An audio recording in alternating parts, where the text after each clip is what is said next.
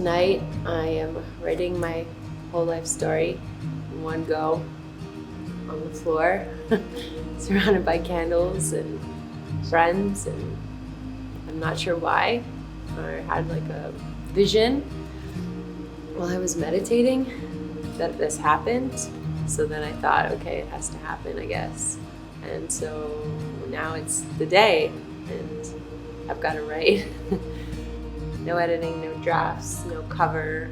I don't even know if it'll have a title. It's just me for the love of writing. What's nice is that I think everything will be a surprise because I have no idea what's going to happen. I don't know if it'll struggle, it'll be easy, it'll be hard, or if I'll feel things or if I'll realize things. Like I've seen it happen to so many other people, but I always think, oh, but not me, you know.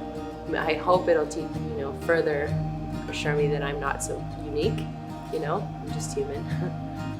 That there's oneness, we're all one, and we all feel the same things, and we'll see.